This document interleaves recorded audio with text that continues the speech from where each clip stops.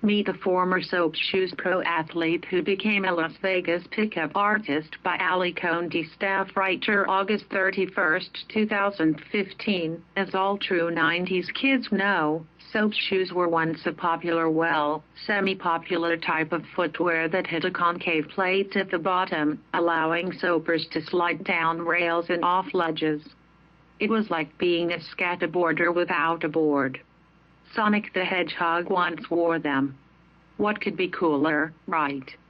The inventor of the shoes, an inline skater named Chris Morris, who began marketing them in 1997, also put together a soap pro team, the first iteration of which consisted of 6 guys who adopted a number of tricks from the skateboarding world, performed them in demos at American high schools, and appeared in promotional videos that played in malls across the country. One of these legendary soapers was Ryan Jaunzemis, a Californian aggressive inline skater who was signed to soap at 17 and immediately abandoned any thoughts of going to college, much to his mother's chagrin.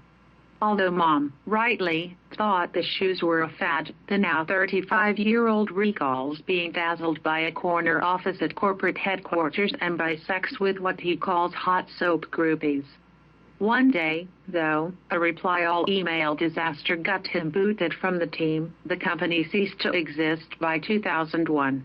Currently, Jaunzemis is working as what he calls Las Vegas' most aggressive dating and seduction coach. He still hangs out with his old buddies from the team, uses phrases like awesome sauce, and is fond of both the hashtag number SOAPLIFE and the emoji combination, fire, shoe, fire. I got on the phone with him to find out what it was like to be in the soap scene back in the day. Vice, how did you transition from being a pro inline skater to a pro soaper? Ryan Jaunzemis, I got my first pair of shoes from a friend of mine named Kenny. I bought them off him for $10. They had a hole in the side of the shoe, and I was trying to do the same stuff that I was doing on my rollerblades, but because of the hole, I'd jump on the handrail and there was this friction that put a blister on the side of my foot.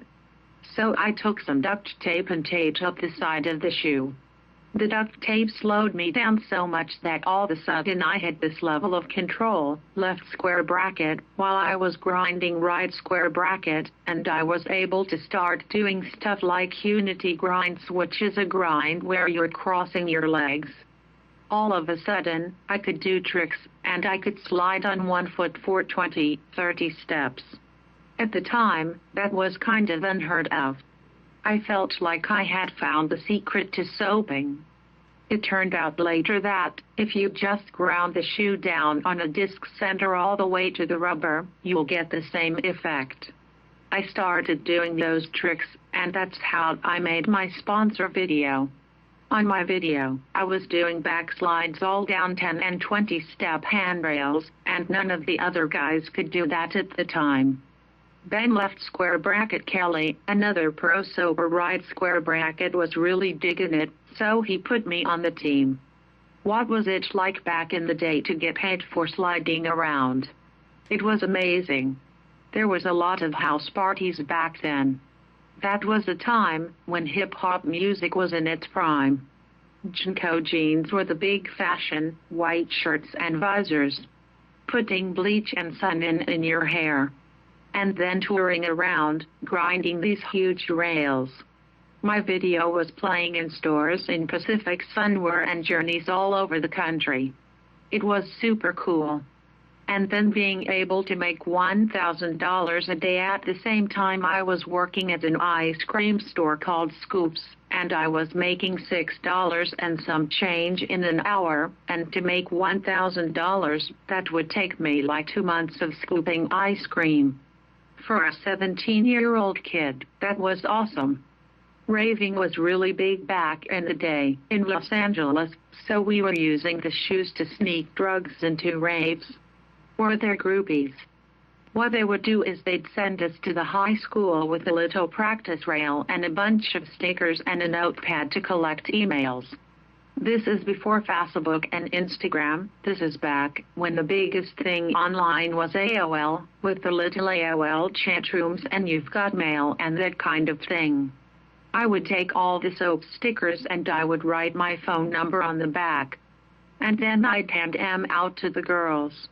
Then there was times on tour soap was paying for our hotel rooms, and we'd meet other people at the convention show and they'd say like, "Oh, you guys are those soapers." And we were like, "Hey, we need booze." We'd slip them a couple bucks or whatever, and we'd have a whole ice chest full of beer, and then we were like, "Okay, the party's in room whatever," and there'd be all these little soap groupies. They're like, "Oh my god, that's so cool, your shoes are so awesome." Was the soap scene a drug-fueled one? One of the interesting things about soaps is they developed these plates called Maxwell plates, which are also called stash plates. When you're walking around with soaps, sometimes you'll step on the stairs and you slip left square bracket because of the concavity at the bottom right square bracket, and a lot of the schools were complaining.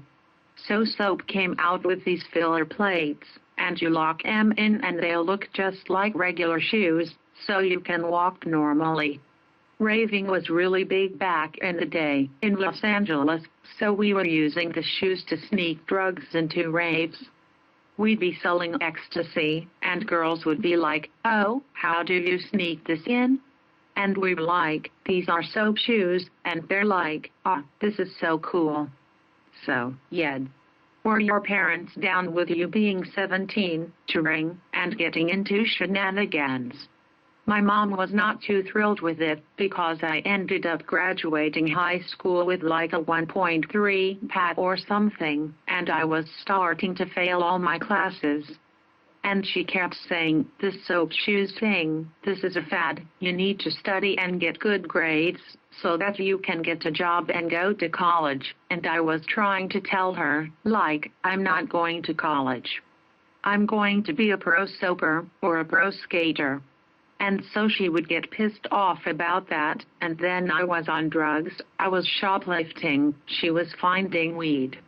She kicked me out of the house, and I ended up living in a park down the street for a couple of weeks after she found this big 5-foot bong that I had bought from Venice Beach. I had acid and mushrooms in the house, and ecstasy. I was selling weed at the time. At the same time I was doing the soap shit, and I was rapping. I had the song called Blunted, which is basically about smoking weed. I was using it like an advertisement, and so I would go to the park with a bunch of weed, like a 1/4 pound of weed in my backpack, showing up on my rollerblades and selling weed, and then I'd give them a copy of my CD, Blunted, to kind of keep them thinking.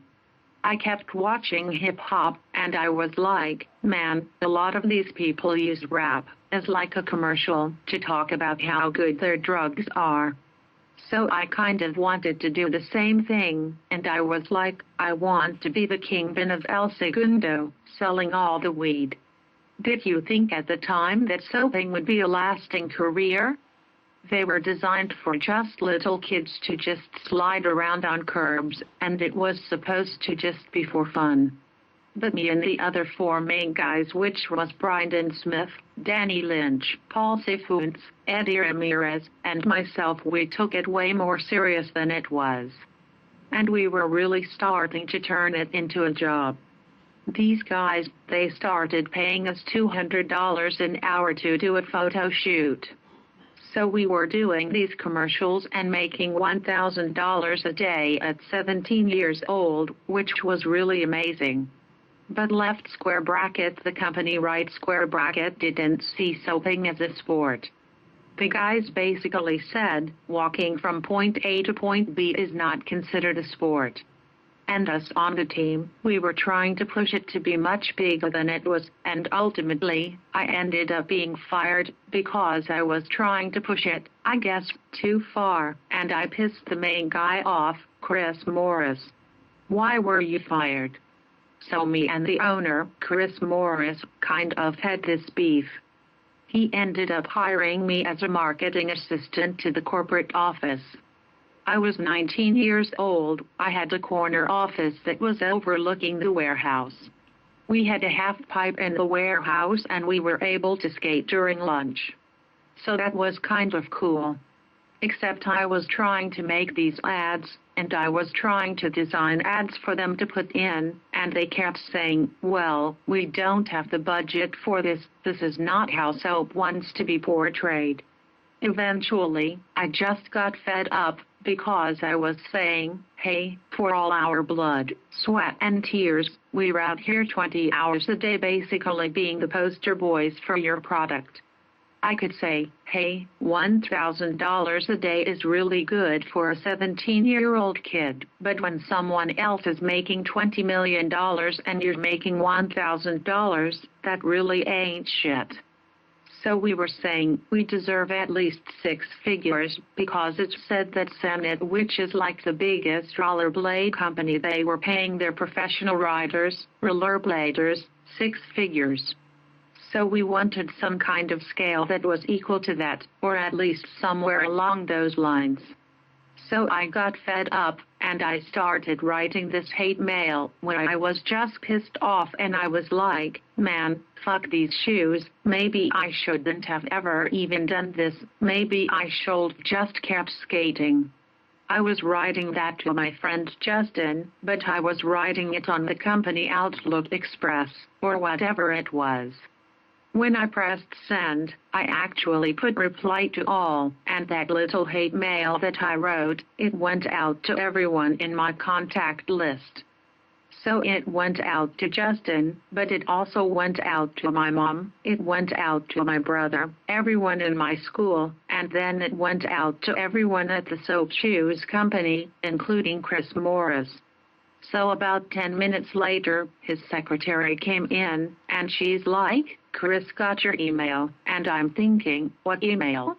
And she's like, it doesn't look like you really want to be here, so you're free to leave anytime. And I was like, you're firing me? And she's like, well, it's more like a layoff, but we read your email, and it doesn't seem like you're happy here anyway. What did you do after that? Go back to working at Scoops? I ended up doing a couple commercials for Heelys when they first came out with razor scooters, but they didn't have pro teams like they do now. Around the same time, my girlfriend got pregnant with my son Aaron, so at the time it was like, well, my soaping career at this time is over, so maybe it's time to grow up and do the family thing, and I ended up joining the Navy. That was the end of soaping for quite a few years while I handled that stuff. After the Navy, I ended up moving to England with my ex-wife. We have 2 children. But we went through a very violent divorce, and I ended up going to jail, and I'm now banned from the United Kingdom on 7 different counts of criminal activity. I got kicked out of the UK, and I ended up in Las Vegas, and then I ended up in this weird underground community called the seduction community. I ended up running the whole Las Vegas scene, and I ended up on the cover of Las Vegas 7 magazine and City Life. So how many pairs of shoes do you have stashed away, and how long will they last you? Well, right now I think I have about 4 pairs.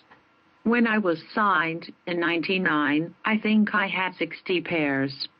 If I still had them now, some of those shoes are going up for $1,200 to even $2,000 on eBay.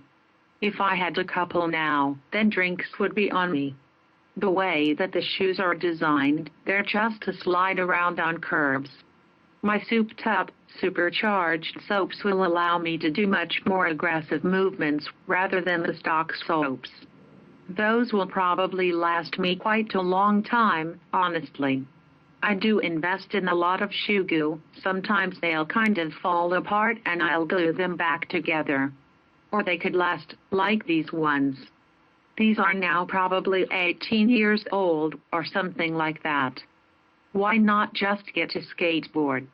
The most interesting thing about soaps, why people don't understand, people say, well, why don't you just rollerblade, or why don't you just skateboard? And the guys that are really into soaps, they kind of discover that in soaping, you can grind stuff that isn't accessible with your skateboard or blades.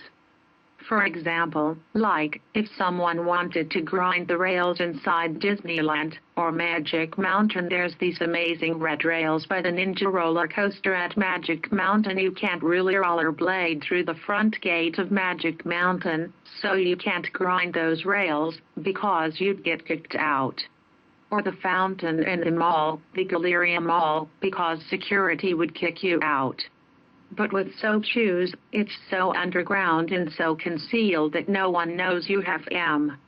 You can hang out at the mall, and you can go grind the mall. You can hang out, have a hot dog on a stick, have a milkshake, hang out with your friends and go grind, and then, when security comes by, they'll just say, "Hey, you guys can't be skateboarding here." And you're like, "I don't see any skateboards." There were some skateboarders, but they just left. And security will be like, "Oh, Oklahoma," and they'll just leave. There's something kind of secretive about it, and it kind of calls to a certain type of individual. A lot of times in the casinos, those are kind of fun places for me to grind, because I live in Las Vegas now. I can't, obviously, rollerblade in a casino, because they'd have a shit fit. But I can wear soaps, and I can grind on the sinks inside the men's restroom. I can slide across the marble sinks, and stuff like that. I grinded on one of the slot machines over there. That was kind of fun. And they were like, "What are you doing?" And I was like, "Oh, nothing, I just drank too much." And they're like, "Oh, Oklahoma. But we soapers, we're a different breed. We're trouble." Follow Allie Conti on Twitter.